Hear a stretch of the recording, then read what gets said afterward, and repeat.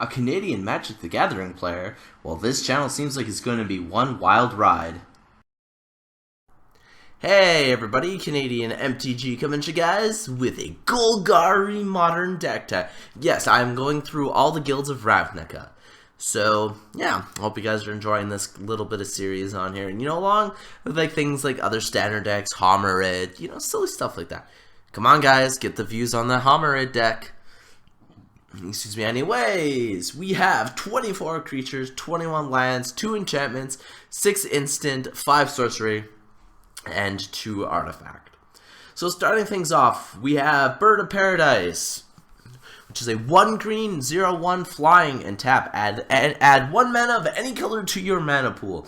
So this allows you to get, your black mana for your black and green cards, or your solid black. Doesn't matter. You get black or green this way. 2 Deathrite Shaman, which finally dropped in price. I remember in Standard, I could not afford this card. It's a 1/2 for 1 black or 1 green. Tap, exile target land card from a graveyard. Add 1 mana of any color to your mana pool. So, kind of like Birds of Paradise. And then, black and tap, exile target instant or sorcery card from a graveyard. Each opponent loses 2 life. And then 1 green and tap, exile creature card from a graveyard. You gain 2 life. So, he is very good because he can get rid of cards from graveyards, but he also does something beneficial in the long run. And we got 2 Desecration Demon, which is a 6/6 for 4, 2 colorless, 2 black, flying. At the beginning of each combat, any opponent may sacrifice a creature. If a player does, tap Desecration Demon and put a 1/1 counter on it. So like I said in a previous video, they could either keep him stopped by sacrificing, but every time they do, he gets tougher and tougher and harder to kill. Or they can just let him attack the way he is, which is still 6/6 for 4. So either way, still pretty beastly card. Then we got 2 Jarad Golgari Lich Lord, which is a 2/2 for 4, 2 black, 2 colorless. And the only comment is like, can you actually have more than 1 legendary creature in your deck? It's like, okay, first of all, you can have more than 1 legendary creature. You just can't have more than 1 on the field at a time. So anyways, Jarad Golgari Lich Lord gets +1/+1 for each creature card in your graveyard, which is amazing.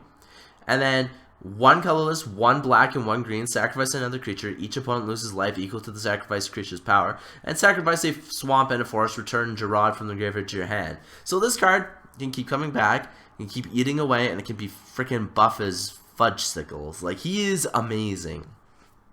And we got 4 Lotleth Troll, which, oh man, remember when this card was expensive and hard to get? But now it's simply a 2/1 for a black and green. Trample, discard a creature card, put a 1/1 counter on Lotleth Troll, and black, regenerate Lotleth Troll. So, pretty good card.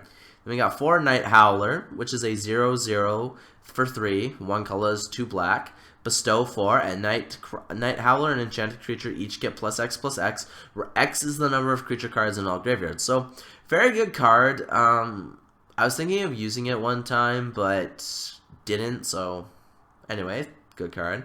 Then we got Satyr Wayfinder, which is a 1/1 for 2, 1 colorless, 1 green.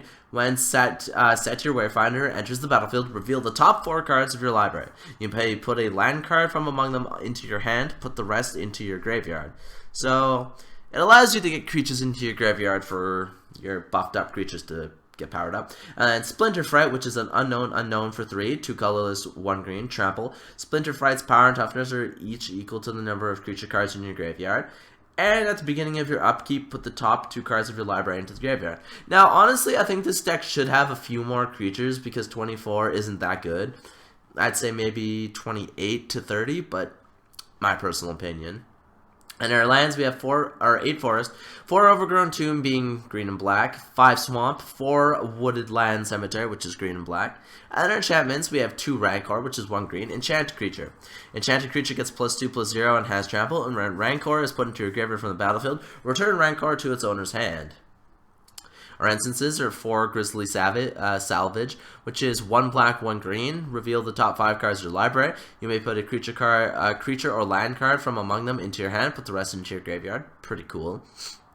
And 2 Heroes Downfall, which is a 3 cost, 1 colorless, 2 black. Destroy target creature or planeswalker.